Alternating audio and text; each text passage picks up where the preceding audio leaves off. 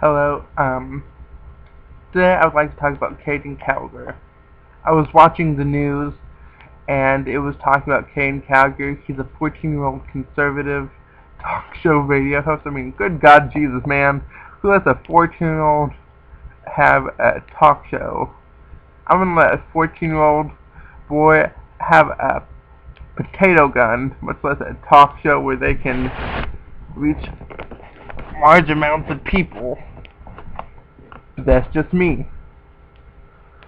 And basically the way he was saying in his show was that President Obama is making people gay. He's, being gay is an abomination. This, that, and the other. And if I had a chance to talk to him, I would say this. I would say three things to him. The first thing I would say is, we are all 99.99% same underneath the skin. We all have the same desires, wants, needs. We all want to be loved, feel safe, feel secure.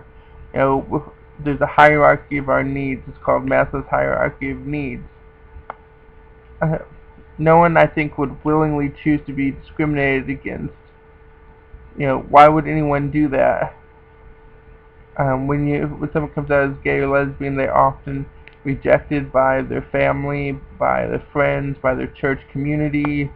They're denied equal rights. And the list just goes on and on of negative consequences caused not by being gay, but of people's perceptions of being gay. And so why would anyone want that?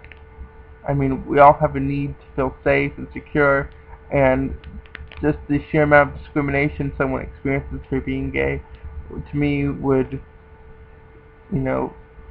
be counterintuitive if someone was choosing to be gay, which I don't think they do. Also, all the scientific documents, there's a very famous study done by Evelyn Hooker in the 50s that showed that homosexuals were no different than heterosexuals. That's why the American Psychological Association removed homosexuality from the DSM in the 1970s. It is not a listed mental disorder. We're not exactly sure why people are gay, but we do know that it's a combination of genetic and psychosocial environmental factors. The second point I would make is just the golden rule. Do unto others as you want done unto you. Would you want people to say that you're disgusting and that you're, nasty and all this and just all these horrible things?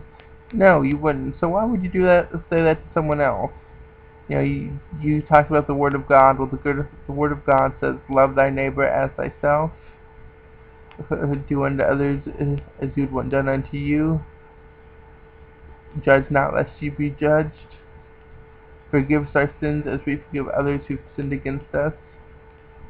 I mean, so, just treat others the way you would want to be treated. Until you've really walked in someone else's shoes, and this is a lesson I learned later in life. And obviously, since you're 14, you may have not had the opportunity to learn this lesson, so I'm going to give you some free advice. Until you walk in someone else's shoes, it can be really easy to make snap judgments. But then once you've actually had to go through what they've done and you see through their eyes, it's not as easy, to keep that idea or, that thought about them. You see, oh my God, I didn't realize that. So, just, doing those you want done unto you, and, try to think about it from their point of view, from their perspective. How they feel or something like that. And my third point is, conservatives are supposed to be for small government, which means, government out of our lives, all that. The government that governs best, the government that governs least, quote Henry David Thoreau and all that. But to me, it sounds like you want government that is small enough it fits right in your bedroom between your sheets. To me, that's not, that's big government. In the words of Prime Minister Pierre Trudeau of Canada, the government has no business in the bedrooms of the nation. And as a conservative, why do you care what people do in their private lives? Um, is their marriage somehow affecting you? If you see two dudes kissing, is that automatically going to make you gay? You're like, I cannot control myself. I must now be gay because I've seen two dudes kissing or whatnot. I mean, if you see Hank and Frank down the street, or Jan and Fran, is that going to make you turn gay? If it does, well, you've got some other issues going on there. I don't know, I'm going to touch with a 10-foot pole. But, that's just my thoughts, and, just think about what you say more before you say it. And